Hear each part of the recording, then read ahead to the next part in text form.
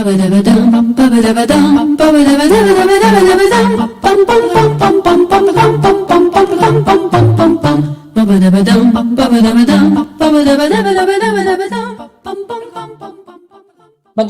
umaga, magandang tanghali, magandang hapon, magandang gabi. Sa lahat na nakikinig sa atin, saan man kayo naroroon, this is Rita Gadi and this is your hour. Over the past several episodes, we have been talking about political developments that happened, 36 years ago, 50 years ago.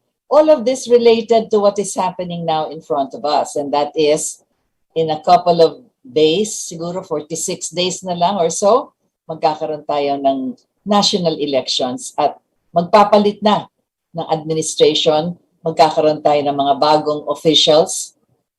Hindi naman lahat bago sapagkat yung iba sa Kongreso at yung mga local government officials, marami rin sa kanila na tinatawag ang re-electionists. Ngunit ang mahalaga dito ay hinahanap natin ang mga iba't ibang mga qualities na meron itong mga nagnanais na pumasok sa public service. Madalas, meron silang mga pamphlets na pinapakita kung ano mga natapos nila, kung ano mga programa nila, lahat ng yan. Ngunit hindi talaga natin malalaman kung ano ang galing at kung ano ang katapat ng kanilang mga pinagsasabi hanggat hindi sila nakaupo sa kanilang inaambisyonan. So we have also talked about two leaders 36 years ago, President Ferdinand Marcos and Imelda Romualdez Marcos, kung saan marami silang programa na naisagawa in 21 years. And of course, in spite of all of that, marami pa rin bumabatikos sa kanila, sa kasalukuyan, hindi nga natin maintindihan sapagkat kagaya ngayon, madalas sinasabi ng mga kalaban nila sa politika, ayaw namin sa magnanakaw. Magnanakaw, yan ang parating sinasabi. Ngunit hindi na ba nila alam that over the past 36 years, there have been something like close to 1,000 cases, 980 civil and criminal cases that they filed against Imelda Romualdez Marcos. And maybe only about 5 are remaining. Out of these 980 cases, they have all been dismissed. Ang sabi nga ng mga korte, dismissed because there is not any evidence. Dismissed because it does not have any merit. Remember, these are courts and these are judges. Many of them were appointed over the past administrations from 36 years ago until the present. Wala na dyan na inappoint si President Marcos sapagkat doon natin makikita that because of the passage of time, iba't iba na ang namumuno sa mga korte na yan. But nonetheless, several of them have actually been part of the regime immediately after President Marcos, the regime or the administration of Mrs. Aquino.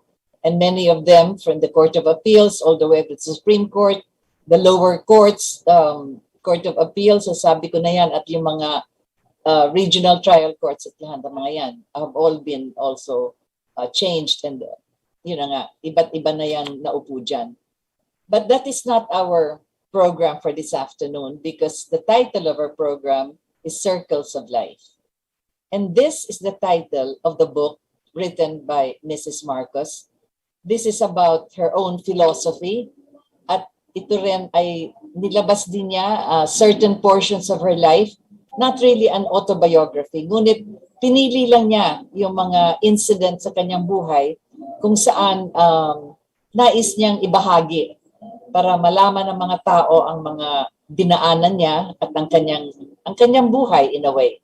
So I would just want to read the prologue. The title of her book is Circles of Life. And in the prologue, this is what she says. Many things have been written about me and my life. Unfortunately, they have only scathed the surface. Underneath that surface, to be properly brought to light, is this book. So, ibig sabihin, marami na nagsulat tungkol sa kanya, ngunit siya na ngayon ang nagsasabi.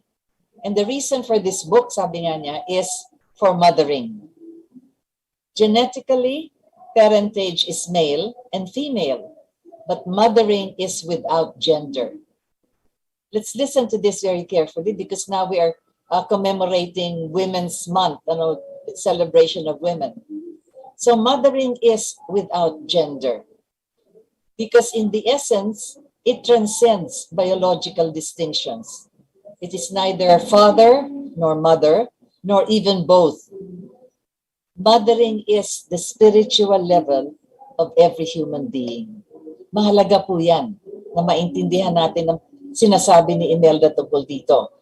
And this is the level that I write about in this book. So what is mothering as far as Mrs. Marcos is concerned? Mothering embraces the giving, the caring, the protecting, the nurturing of everything that is of humankind, of nature, and of God. Everything that is God-given. It is whole, indivisible, absolute, and eternal. So, in every actual and yet to be imagined human activity, mothering is the ultimate. It is the power of giving and nurturing life and also being in the grace of God. So ito yung storya niya. Marami siyang nababanggit dito sa kanyang libro tungkol sa 0 and 1 na kanyang pinagdugsong-dugsong at ginawang equation. Nung sinusulat niya ito, hindi pa niya alam that eventually after 40 years or so, kasi sa Malacanang pa, nagdodrawing na siya nitong 0 and 1, she didn't realize that 0 and 1 is really the age we're in. Digitalization, as they say. Ano ba yan? The binary figures of just 0 and 1. Anyway, may isang chapter na sinulat siya tungkol dyan. Saka ko na lang babanggitin yon. Pero ito siguro mas interesante sapagkat dito natin makikita yung kanyang, magmula sa kanyang kabataan, kung ano ang kanyang pananaw sa buhay at kung ano yung kanyang mga dinaanan. So I'd like to read this. The book is in English, as a matter of fact. So the title of the book, Circles of Life. And in one of the chapters there, she begins with the title, Mother. I will read this directly as she has written it. Early in life, I lost my mother.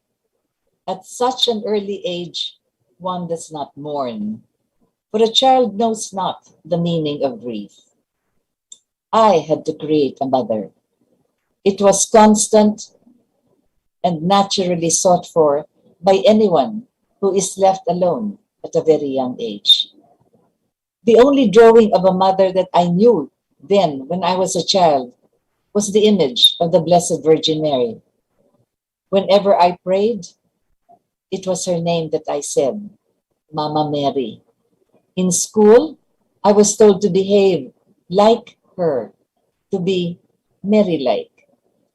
In a very real sense, especially in my formative years, the image was not just an ideal. It was a guide. Mother Mary was a presence. Not in a metaphysical sense. She was part of my life. I would talk to her, ask her questions, tell her stories. She took away my loneliness, and I was never afraid because I truly believed that Mother Mary would protect me from every danger. And because of the qualities of purity and the virtue that the Mother Mary possessed, I had no choice but to be sincerely good. I found myself exerting more effort, being kind and generous, forgiving and humble, self-sacrificing and caring. I had to survive, and to be good was the only way I knew how to survive. Mabanggit ko lang po na si Mrs. Marcos, siya po ang panganay sa pangalawang asawa ng kanyang ama. Ang kanyang ama si Don Orestes Romualdez. Yung first batch ng mga anak nun, malalaki na at mga professionals na. Namatay yung kanyang asawa at nag-asawa siya ulit. Yung napangasawa niya ulit, the second wife, was Remedios Trinidad. Yung kanilang panganay na anak, yan si Imelda. And there were 5 other siblings, brothers and sisters after her. Kaya kung titingnan ninyo, 5 yung mga kapatid niya sa unang ina, yung sa unang asawa ng kanyang ama. At 5 din, yung 6 sila dun sa pangalawa. At siya ay nasa gitna. Kaya kung kayo'y sakaling makadalo dun sa Tacloban, meron yung tinatawag ng Shrine of the Infant Jesus, merong malaking painting doon at makikita ninyo na yung painting, yung 5 kapatid niya sa unang asawa ng kanyang ama at yung kanyang mga kapatid, 5 kapatid niya, siya ang nasa gitna. So there are 11 of them actually. So yun ang tinatawag na picture graph. Kung sakaling isipin natin kung anong itsura ng pamilya nila, ang laki niyan talaga.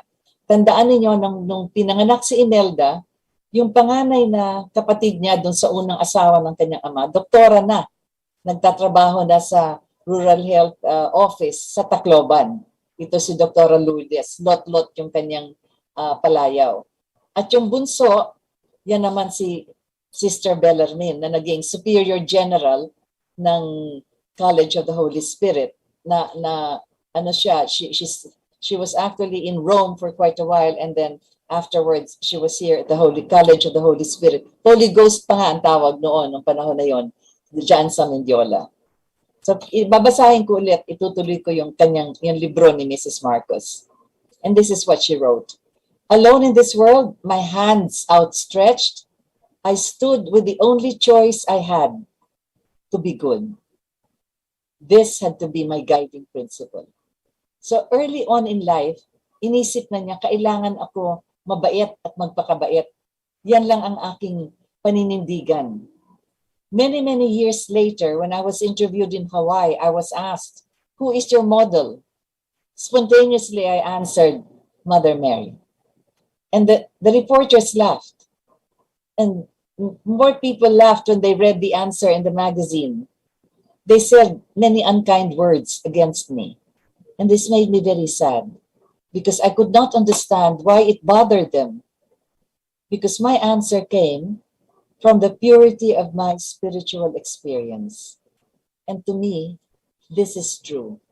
All my life, I held the Blessed Virgin's hand. She was always there whenever I needed support. The knowledge of her presence helped me in every crisis that I encountered. And there were many crises that I encountered. So you see, a mother is the most intimate relationship a child could ever have. And this relationship you carry within you for the rest of your life. I learned that if you make a drawing in your mind, it can become anything you want it to be. By nature, you would want that drawing to be beautiful. And if at first it does not come out the way you want it to be, you can always erase it and try again and again until it becomes as beautiful as you conceived it to be.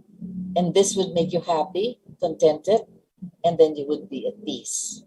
So meron siyang drawing ni Mother Mary, siguro sa mga stampita, sa mga paintings noon at sa mga image ni mga statwa ni Mother Mary. It was not difficult to draw a picture of the mother I wanted in my mind.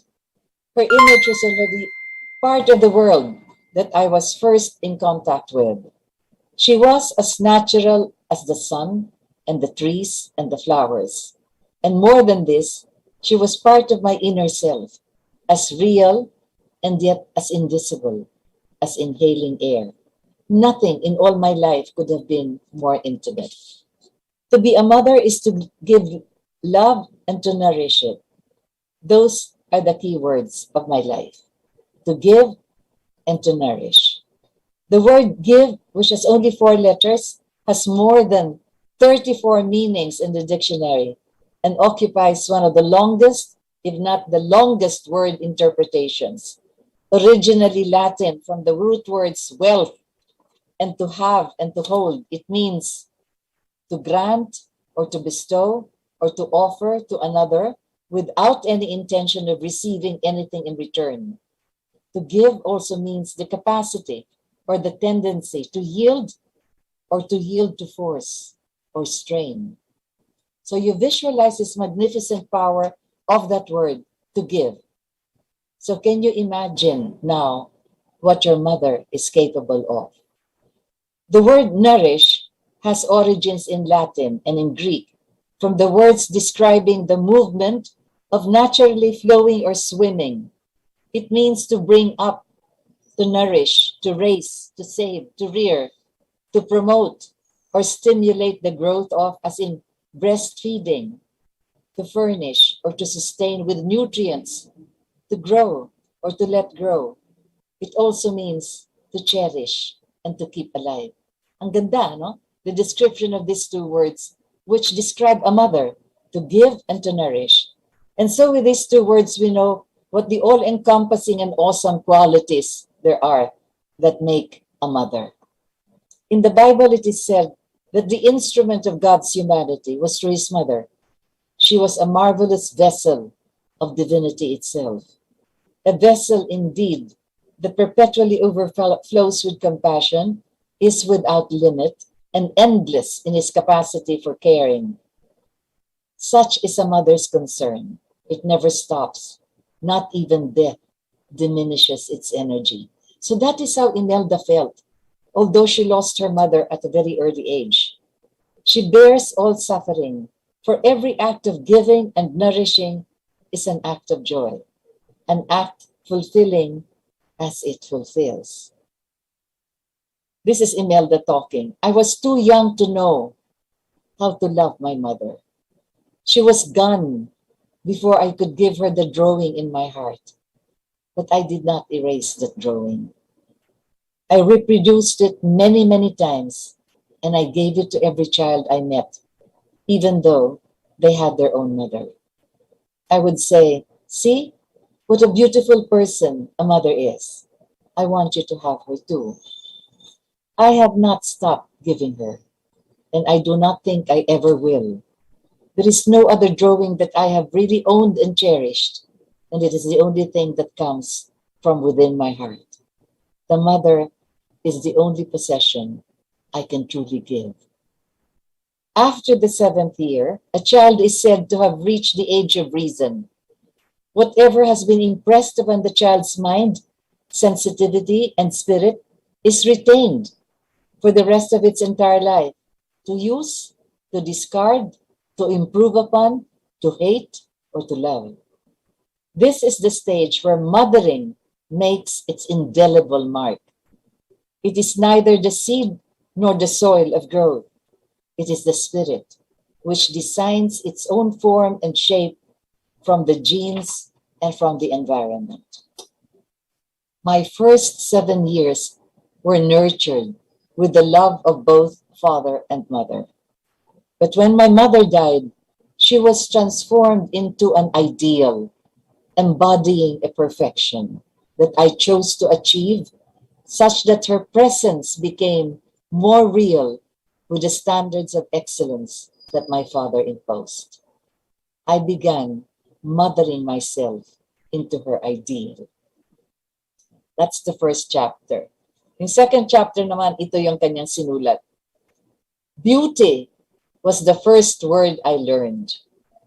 For the most part of my childhood, I lived in the midst of lush vegetation and the sea.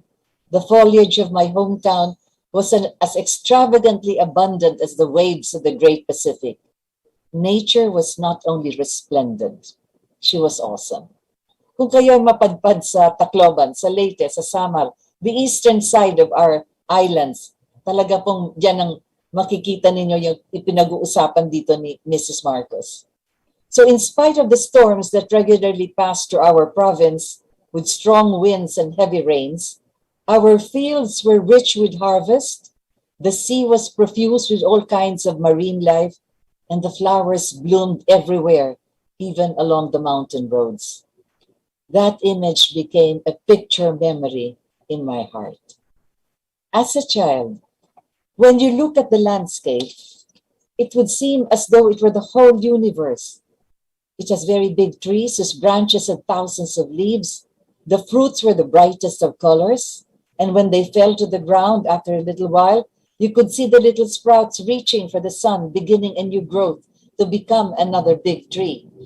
There were birds and butterflies and fish so delightful in their movements with the wind and the waves. And when you looked at the flowers, they all blended in a bouquet of shapes and colors that not one of them was out of place. My childhood landscape was my universe. Colors and shapes, scents and sizes, the horizon and the sky, shadow and sunshine, motion and stillness, the wind and the heat, earth and water, wood and stone, and the minerals from the mountains and meteorites, all of these not only became part of my life, but as I gazed at the landscape, they became later on in life the figures, the dimensions, and the texture of the houses that we build, the cities, the roads, the bridges, and the buildings that we would be constructing. They became the elements of your infrastructure. So yan ang kanyang natutunan dun sa kanyang environment, dun sa landscape na nakikita niya. But they can only be as good as they are beautiful. And beauty is in the landscape of your heart. Do not leave it there. Paint it, shape it, let it flow from within you to everything that you touch. It is easy to be beautiful because it is natural. With my father, I mothered my wholeness. Discipline and harmony were the lessons I learned from the environment of beauty. To preserve the beauty of mind, body, and spirit, I was disciplined. To preserve the harmony at home with brothers and sisters, with friends, I had to be good. I had no choices. No one, not even my father, who was a brilliant jurist, could explain the meaning of war. Ito na. Pumapasok na siya dun sa stage na nagkaroon tayo ng Second World War. And this is how Imelda wrote about it. The experience of war is like no other. It is even more terrifying to a child living through the sights of the wounded and the dead, the sounds of bombs and air raid whistles, the smell of gunpowder and fire, the taste of murky water and ash. I was 15 when the biggest naval battle of the Pacific was unfolding right at our beach. In one brief instant, all the flowers perished. The sky seemed constantly gray, and we were always hiding in what appeared like darkness. Fear spread like a stain over all our faces, and we could not wash it off. For the first time, the meaning of the word enemy began to take shape. The enemy killed our people, took our food, limited our movements, restricted the hours of our days, and kept us locked at nights, tortured those who did not obey, and shot those who fought back. But the enemy also called us the enemy. And so no one, not even my father, who was a brilliant jurist, could explain the meaning of war. To this day, I think no adult could really explain this to a child, or perhaps even to one another. But war is real, and only man could have caused it all to happen. And once it gets started, it is very difficult to stop. Not because they do not want to, but because they always have some reason why it should go on. It is the reasons that can be explained, and many leaders have eloquent reasons. But after they have given all the reasons, the child would still ask, why? Why do you have to go to war? Why do you have to kill another? If we cannot get what we want, if our religion is different, if our political system is not the same, if the color of our skin has another shade, if we have more guns, more money, more soldiers, more of everything, if a neighbor does not allow us the right of way, if another neighbor refuses us airspace or land space or simply space, why do we have to go to war? In the midst of the naval battle in my hometown, I was asked to sing before the largest assembly of American soldiers, the 8th Army and 7th Fleet, in the presence of General MacArthur and other military officials. The actual lyrics of the song was, God Bless America. but instead, I sang God Bless the Philippines. Irving Berlin, who composed the song and was then part of the group that provided for the entertainment of the American troops, was against at my impertinence. But the Philippines and America are one world, I said, and you are here in the Philippines. And so Mr. Berlin composed another song, which he made me sing, and it goes like this. Heaven watch the Philippines, keep her safe from harm, guide her sons and precious ones in the cities and the farm. Friendly with America, let her always be. Heaven watch the Philippines, keep her safe and free. I have kept that song in my heart for many, many years until one day, a few months after I was accused and later acquitted by an American court, I stood before an assembly of law students at Yale University. Confronted by the political issues of my legal battle and with the American courts, I concluded my speech with the same song of my childhood years, God Bless the Philippines. The same song that Irving Berlin had composed in Leyte. The same song that I sang before the American troops in the last World War. Since there were no answers to the questions of our youth, and still no answers now in our maturity, perhaps through this song we could become one world again. Perhaps music is all we need to know and to touch each other beyond all differences. Perhaps the music in our hearts would bring harmony in our lives. By the third octave of my life, my individualities began in acceptance. Within the span of 8 years, I won 3 contests, 2 of which to the mothering of crisis. The first was the presidency of the University Student Council, having been elected while only a freshman against a law senior and causing the resignation of my father, who was dean of the College of Law. So ang kalaban ni Imelda nung panahon na yon, first year pa lang siya, ang kalaban niya para sa presidency of the Student Council was a 4th-year law student at nagkataon pa ang kanyang ama, dean of the College of Law. So it was a decision of my father, considering it as a matter of honor, and he refused to pressure or to prevent me from running.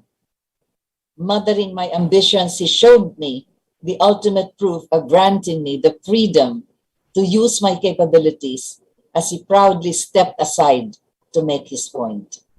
Kaya nung nanalo si Imelda, tinupad ng kanyang ama yung kanyang sinabi na kung sakaling mang manalo si Imelda, I will resign. And her father resigned as Dean of the College of Law.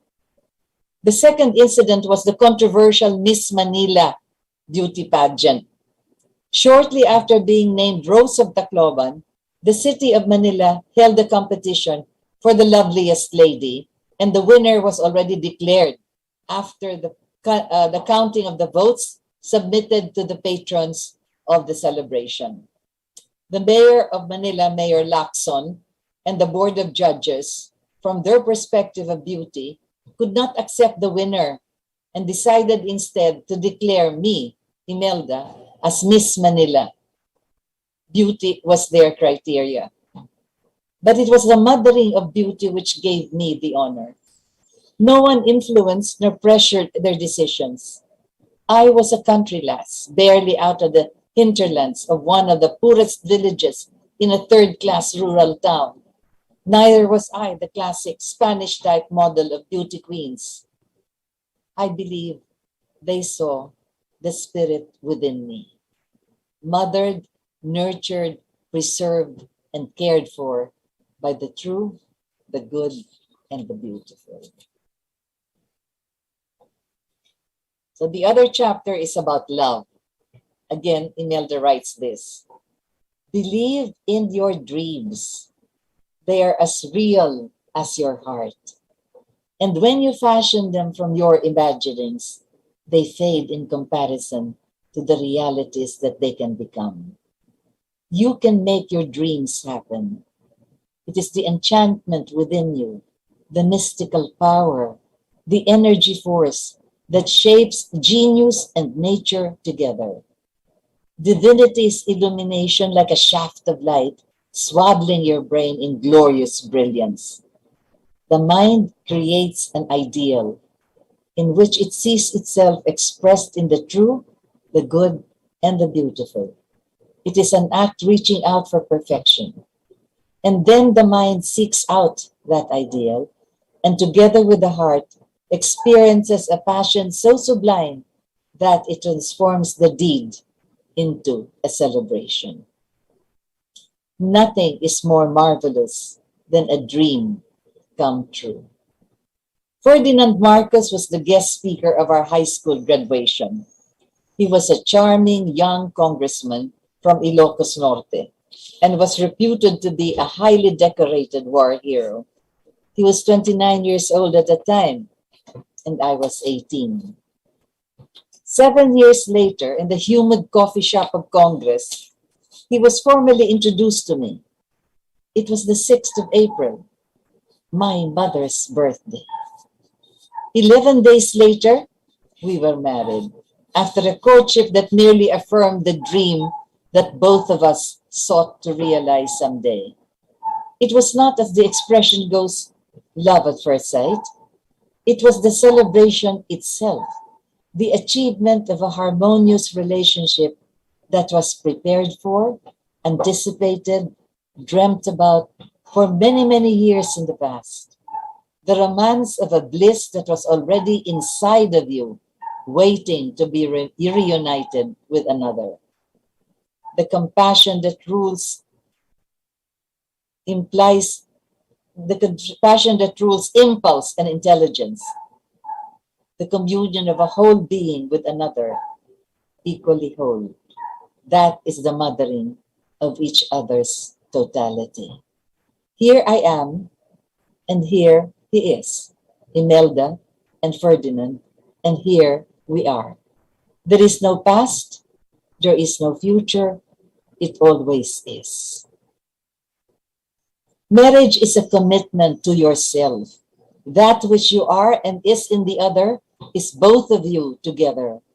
Life is now in the togetherness and will not, cannot survive outside of that togetherness. This is what makes marriage so sacred. It is the symbolic union of two elements of the same. You will discover this phenomena when you meet your other. Your future life was already your past. You transcend time. It is a very deep mystery, and that is why I call it simply as the celebration of a spiritual experience. It is very much like the world of your dreams. In the yin and the yang, you have the harmony of the male and the female. In Philippine anthology, the genesis of man and woman is from a single bamboo. While both are separate, they are one in the tree, and in life, they are two beings united in spirit. When I entered into the political life of my other half, of Ferdinand, there was in the beginning a great discomfort on my part. My system rejected the demands of being married to a politician, and this caused anguish, mental, emotional, and consequently physical. Distressed by the severity of the headaches that I was suffering, I was brought abroad for medical treatment. According to the experts, the expert doctors, the only cure was for me to have a sedate life, away from political activity.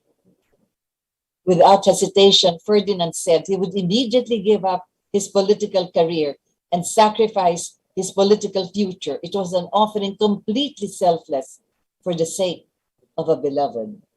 It was at that moment when I realized the truth in the words, I love you. Love transforms pain into joy. Love refines your feelings that we may be pure. Love allows us the privilege of serving, caring, nurturing, and giving. Love gathers our faults and ties them up into a bouquet of blossoms. Love lifts our sufferings and constantly puts a prayer on our lips in thanksgiving. This man, my other half, Ferdinand Marcos, my whole, deserved nothing less than all of me.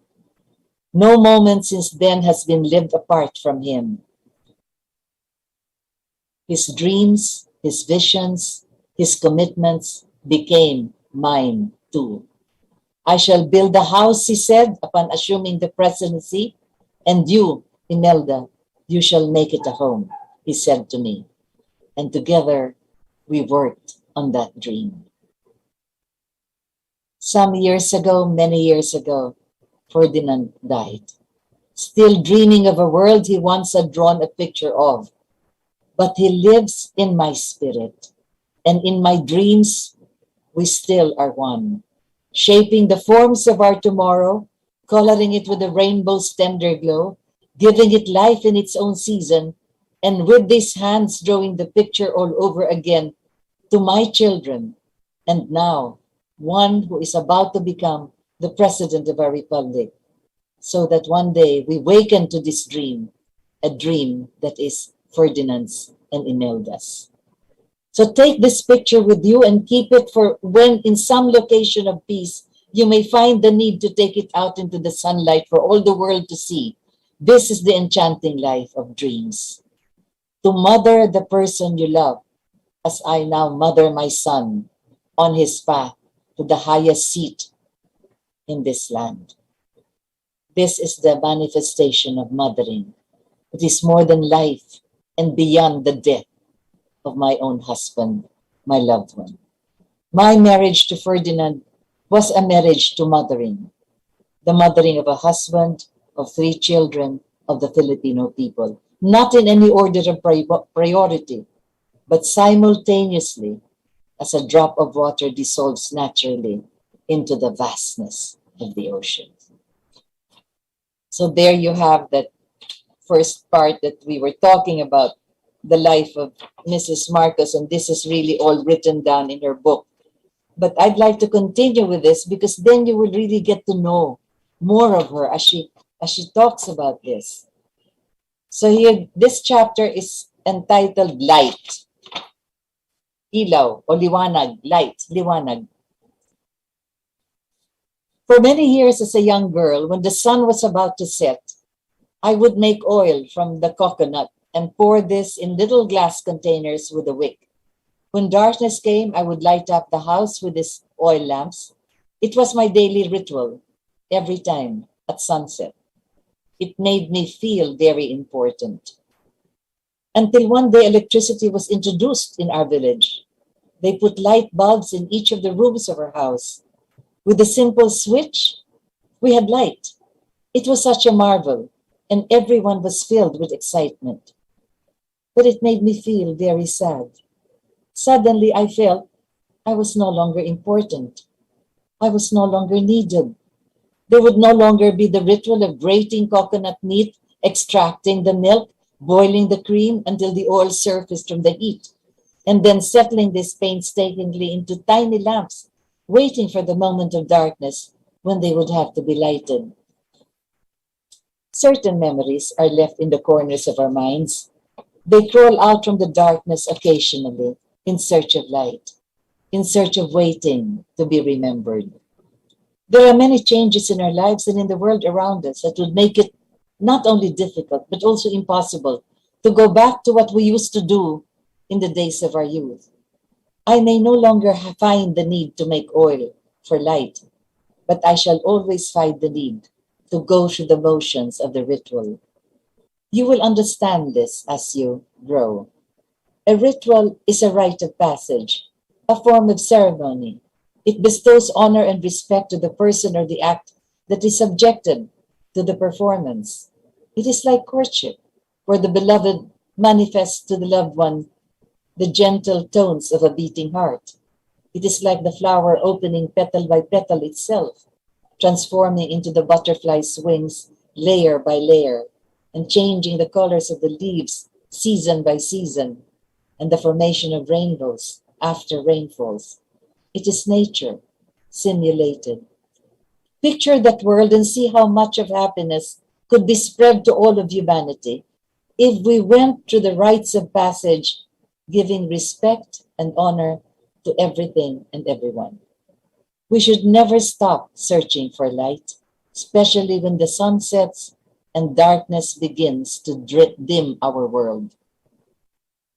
My entrance into the world of politics was a rite of passage into my cultural role as First Lady, Mother of the Filipino people, making a home for the nation. To make a home is to give sanctuary to the spirit of love. And the spirit of love is the culture of our race. And thus my first structure of mothering was the Cultural Center of the Philippines, a monument to the Filipino spirit, the sanctuary of the Filipino soul, the infrastructure of all that is true, good, and beautiful in us as a people. Mothering provides not only nourishment and care for the body and the mind, but also for, and especially for the spirit. For it is the spirit that is our strongest link to our God and to immortality. This is another chapter, and it is very interesting. I'd like to read it as fast as I can so that we can have time for other chapters. What I am reading to you is part of the chapters in Imelda Romualdez Marcos' book entitled Circles of Life. The first time I met Rosa was in grade school. On the first day of classes, we all thought that she was our teacher because she was very much older and certainly taller than all of us. We tried very hard not to laugh out loud whenever she fumbled clumsily in speech and movement. She seemed never to do anything right. And after that year in school, we never knew what happened to her. And we all became busier with our lives that we forgot about Rosa altogether. Some time back, in one of my visits to the Vatican, I was brought to a room full of vestments used by the Pope.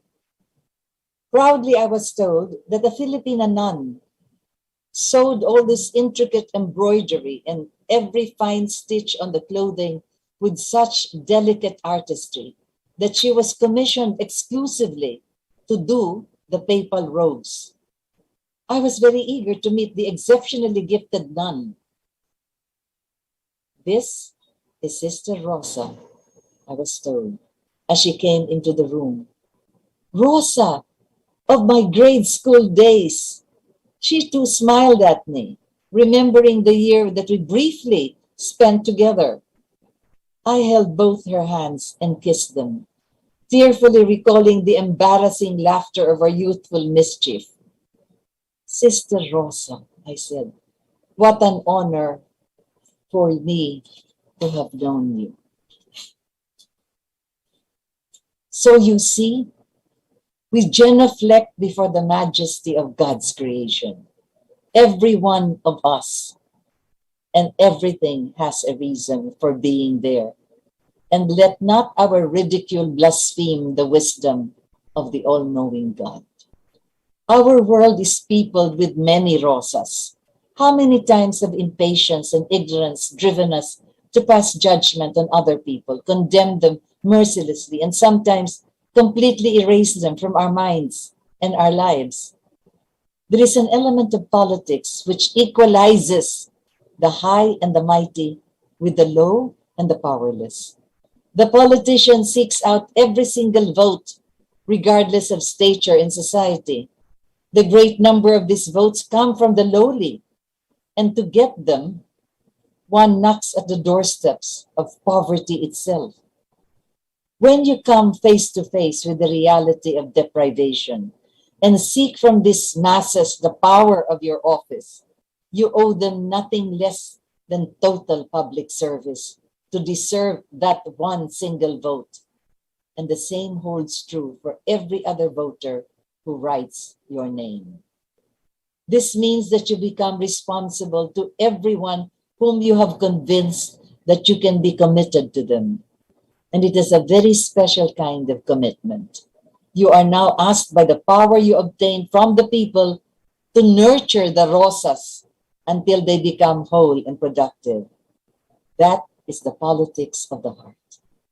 Beyond the justice of man that tells us to give what is due to everyone, that assigns the merits of reward and punishment, it is the justice of God. that bestows compassion on each and every soul, however forsaken or embittered, that honors every human being as temples of creation's majesty, that seeks to make them whole for the glory of the most powerful. And in this act of justice, one becomes sublime. For in this role as mother, one is regarded as divine. All of us is a Rosa, and Rosa deserves special care. That is divine justice. Mothering is the politics of the heart. I repeat this. It embraces all of existence, living, non-living, human, man-made, natural, matter and spirit, born and yet unborn, especially the disabled, the disenfranchised, the distressed, the disparate. Only mothering can reach out, touch, heal, make real and whole all of this discarded from life. Only mothering, like God's mercy, can forgive the sinner, welcome home the prodigal son, celebrate the penitent criminal. Only mothering can make whole a world betrayed, broken, and beaten by the world itself. That is why politics is the art of dealing with people. It should come from a mothering heart. Otherwise, it will never work. When I was Minister of the Human Settlements and Governor of Metro Manila, beyond the delivery of basic services such as power, water, food, clothing, shelter, medical services, education, sports, recreation, livelihood, peace, and security, mothering was institutionalized in every family as effectively as democracy was made participatory from the village level, giving honor and dignity to the individual as a self-reliant and self-sufficient identity, capable of greatness according to the mastery of their natural skills. Every person mothered his or her own greatness, and every person should be proud to be a Filipino. It is the mothering of this vision of greatness within the Filipino spirit that gives dignity and honor to the individual. And that is how we should touch every human community. And so it goes that many of the other chapters that we have here speak of the people that Mrs. Marcos has met in not only locally, domestically as he would call it, but also as she has traveled because of several diplomatic missions that she was assigned to perform. And so we read this chapter. It's entitled Friends. Our journey continues. We have gone through the loss of a mother and through a war. But we have also passed the field of flowers and the music of life. Through all of these pathways, we have learned how important it is to keep sacred what is constant in our hearts. Life should not be taken as a struggle. Life should be taken simply as the drawing in our minds, myself and my world. We go back to the fundamental trinity of decision and choice, the good, the true, and the beautiful. With strength and with grace, these are all easily applicable. So in this station, we learn the first lessons of survival. As we move on in life, we shall inadvertently meet either problems or a crisis, and both could debilitate us only if we allow them to debilitate us. Again, to survive, we only have to be good. This means that we have no other choice. In the days of my youth, I was exceptionally taller than the rest. I could reach for the higher branches of a tree laden with ripened fruits. I had to share with friends these fruits, plucked, or else suffer the physical pain of their deprivation. Whenever there were special occasions or guests, I was made to sing on stage before a big crowd. I had to be humble and pleasant to everyone, or else suffer being an outcast in a small town. Later on in life, face to face with the world's most powerful leaders, it was equally important to affirm only what is good, true, and beautiful. And this I did across the negotiating table. In this way, you avoided conflict, and instead, you achieved understanding and true friendship. Let me give you a few names. Muammar Gaddafi, Saddam Hussein, Mao Zedong, Deng Xiaoping, Richard Nixon, Andre Gromyko, Fidel Castro, Doris Duke. What have you read in the press or seen on television about them? Have they not all been pictured at one time or another as ugly creatures to be avoided as monsters? How then did they become our friends? Because we applied the simple drawing of one world where we all share the common element of life. And since life should not be taken as a struggle, neither should we struggle with one another in order to be friends. You see, it is all very simple. If we hold sacred what is constant in our hearts, we offered nothing more than the true, the good, and the beautiful. We offered what was in our hearts. We offered peace. What did they share with us? Muammar Gaddafi gave us the Quran with passages underlined and annotated in his own handwriting. He gave us the Tripoli Agreement, the historic granting of autonomy to our Muslim citizens and to our citizens of Mindanao and their entry into the labor needs of the Middle Eastern countries. He gave us concessions in oil. He gave us peace. From the time of this Tripoli Agreement, for 10 years, we had peace in Mindanao. Saddam Hussein gave us the support of the Islamic Conference. He gave us access to the labor requirements of his country. He gave us an affirmation of biblical history by showing us the mother of all civilization, which began along the Tigris and the Euphrates rivers, the rivers that passed to the Garden of Eden. He gave us peace. Mao Zedong gave us our ancestral ties to the land roots of ancient times. He gave us the importance of a country strategically located between the Pacific Ocean and the South China Sea. You can change ideology and politics anytime, he said, but you can never change geography. He gave us peace. When we went for the diplomatic relations in China, they stopped supporting with arms the Communist New People's Army that did violence and wanted to overthrow our government. Deng Xiaoping gave us the trade and economic agreements. He gave us favorable agreements on oil and rice and other important products. He gave us opportunities to open businesses with China. He gave us his personal friendship by taking us on a tour of the major cities of his country. He gave us peace. Andrei Gromyko and all the leaders of the Supreme Soviet that he had served gave us the highest honor bestowed upon a foreigner. Comrade, friend of the Union of the Soviet Socialist Republics. And more than the agreements that were signed between our two countries, they gave us the blessed opportunity to consecrate the images of Our Lady of Fatima in the city of Moscow, opening the doors of the church, St. Louis Cathedral, for the celebration of the Mass and the Holy Eucharist. Moscow gave us peace. Fidel Castro gave us the lessons of history, from the trading of sugar and tobacco to the issue of the American bases. He gave us the warmth of Cuban friendship beyond political differences. And so it goes that even Richard Nixon was president of the United States when our cultural center was inaugurated.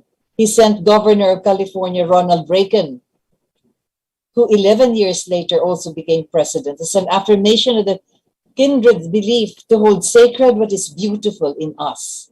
When martial law was proclaimed in 1972 to unify our country and prevent a civil war ripping our country between the communist takeover and the secession of Mindanao, Richard Nixon gave us the strength to pursue the formation of a new society, martial law, true to the Lincolnian spirit of decisive action in the face of anarchy.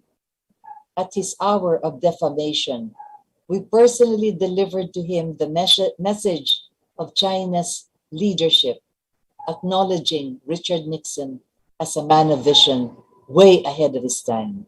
Nixon gave us true friendship.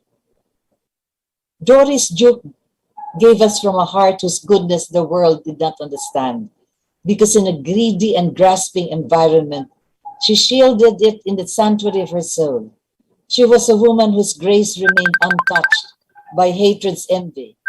Her spirit was as pure as the world she sought all her life, to preserve for the children she never had, so that one day they may walk into her garden and see the mother that she always has been. From her unfathomable depth, she gave us love. So you see, there is no power stronger than the power within the heart of every human being. It is not measured by the tonnage of weaponry or gold. It is measured by the invisible weight of a spirit that lives. And the spirit that lives is a spirit that loves. So there you have all of these chapters, and perhaps it ends with the chapter which has always wanted really to be the ideal of every person, and that is the chapter on mothering.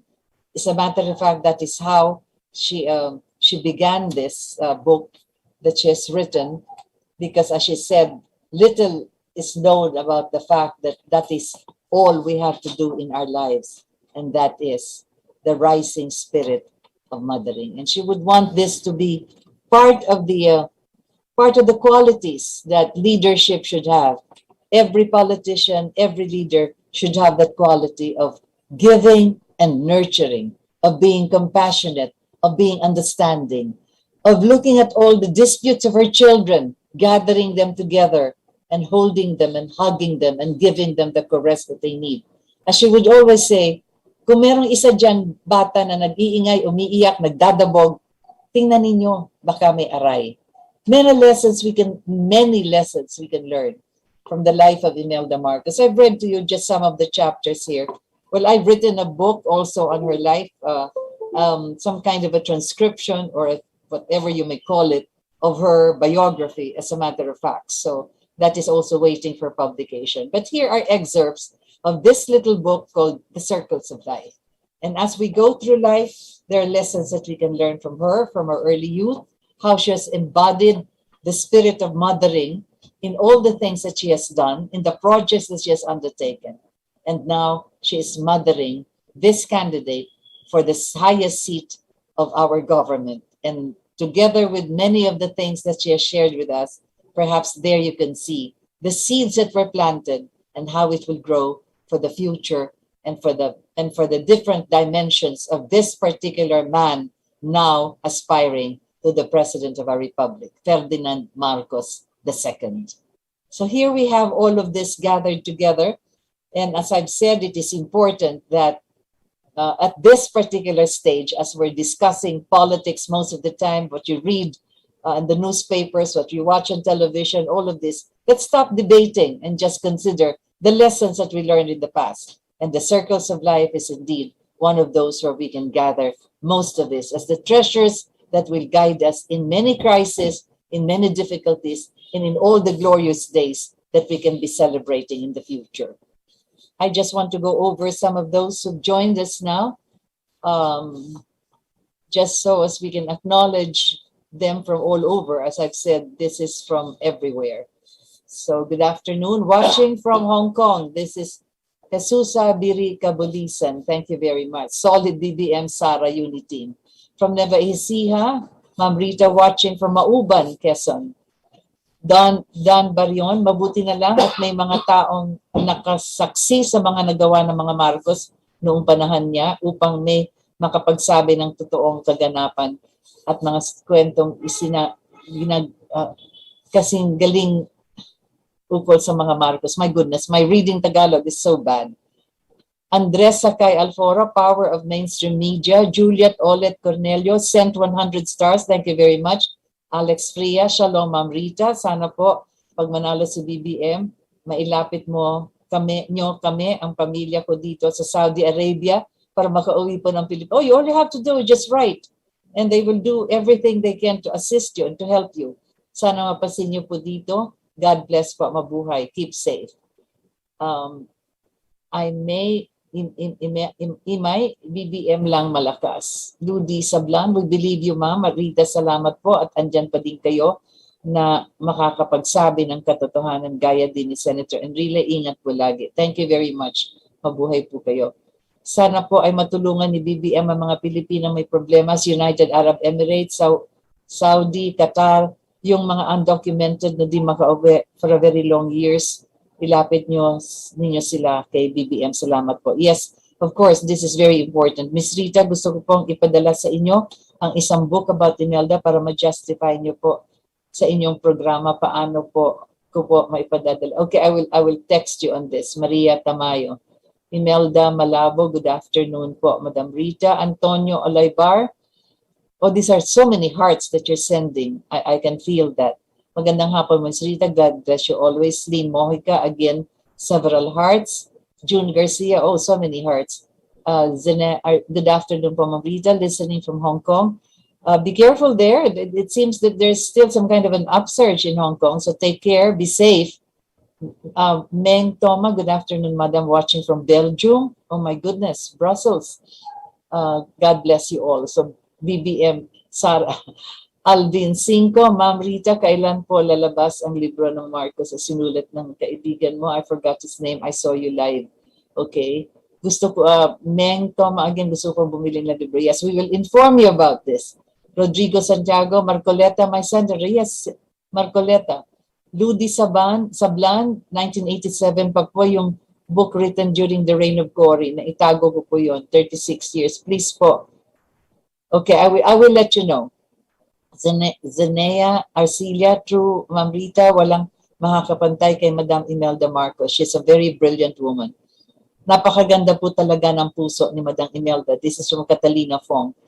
And several others, your value first-hand story, reverberating on the Philippine archipelago. We need you to tell us the real stories of our society and our history, which is being judged right now.